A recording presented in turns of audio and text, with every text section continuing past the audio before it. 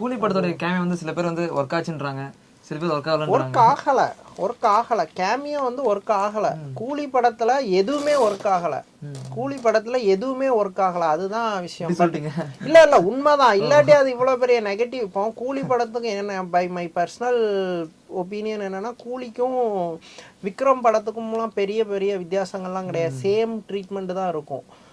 But Vikram work out ஆனது, இது work out ஆகாமல் போயிடுச்சுங்கிறதா. இப்போ அதில் சூர்யா வந்து அந்த 10 மினிட்ஸ் சீன் கொடுத்த இம்பேக்ட்டுங்கிறது வந்து இது வரைக்கும் தமிழ் சினிமாவில் எந்த ஒரு கேமியோவும் கொடுக்க முடியாத இம்பேக்ட். இனிமேலும் ஒரு 10 இயர்ஸ் to 15 இயர்ஸில் அந்த ரோலக்ஸ் ரோல் மாதிரி ஒரு சின்ன ரோல் அவ்வளோ பெரிய இம்பேக்டை கொடுக்குமானா எனக்கு தெரில சத்தியமாக. அது ஓவராலாக அது ஒரு கம்பைண்டாக ஒரு வேல்யூவாக அமைஞ்ச ஒரு இது. அது அந்த ஒரு மேஜிக் வந்து எப்போதாவது நிகழ்வது தான் மேஜிக். அது மாதிரியான ஒரு விஷயந்தான் ரோலக்ஸ் இது ஒரு கெஸ்ட் ரோலில் இவ்வளோ பெரிய இம்பேக்ட் கொடுத்தது இதில். பட் இதில் அமீர் கான் கெஸ்ட் ரோல், அமீர் கான் வந்து எக்ஸ்ட்ரீம் டெடிகேட்டிவான ஆர்டிஸ்ட். அமீர் கானை கூட்டு வந்து காமெடி பண்ணது வந்து அது வந்து ஆடியன்ஸ்க்கு வந்து விரும்பலை. இப்போ லோகேஷ் எங்கே மிஸ் பண்ணாரதான் நான் பார்க்குறேன்னா, ஒரு உரையில் ஒரு கத்தி தான் இருக்கணும்ன்ட்டு ஒரு ஸ்டேட்மெண்ட். அது ரொம்ப நார்மல் இது மாதிரி தெரியும், ஆனால் அது ரொம்ப மீனிங்ஃபுல்லானது.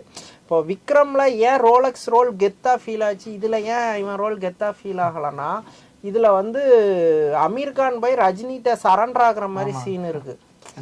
நீ வந்து அமீர் கானை கெத்தா காட்டணும்னா அந்த இடத்துல ரஜினி இல்லாம நீ சீனை பிளேஸ் பண்ணியிருக்கணும்.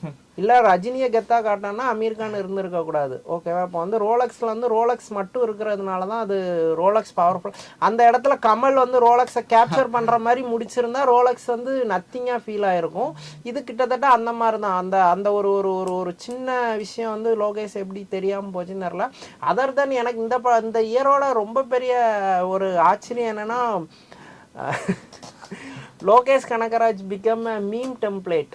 கண்டிப்பா அது வந்து வச்சு செய்யறாங்க எக்ஸ்ட்ரீமா. அது எனக்கு தெரியல. ஆக்சுவலி நான் ரொம்ப நாளா லோகேஷ் வந்து ஒரு மாதிரி மூவில ஸ்கேம் பண்றாரு, அவருக்கு பெரிய மூவி நாலேஜ்லாம் கிடையாது, சும்மா போட்டு வளட்டிட்டு இருக்காரு. நான் ரொம்ப நாளாக சொல்லியிருக்கேன், எப்போதும் செலிப்ரேட் பண்ண இந்த சொசைட்டி இந்த கூலி படத்தில் வச்சு கும்முன்னு கும்ம ஆரம்பிச்சிட்டாங்க. ஒரு இந்த இயரோட எக்ஸ்ட்ரீம் மீம் டெம்ப்ளேட்னா லோகேஷ் தான். கிட்டத்தட்ட ஏன் இவ்வளவு தூரம் இதானான்னு தெரில. அது படத்தில் வந்த எல்லா சீனையும் டீகோட் பண்ணி லாஜிக்கை ஃபைன் பண்ணி இது பண்ணி அவன் பேச்சை, லோகேஷோட பேச்சை கிரிட்டிசைஸ் பண்ணிட்டு போட்டு அடின்னு அடிச்சிட்டாங்க, அடிக்க ஆரம்பிச்சிட்டாங்க.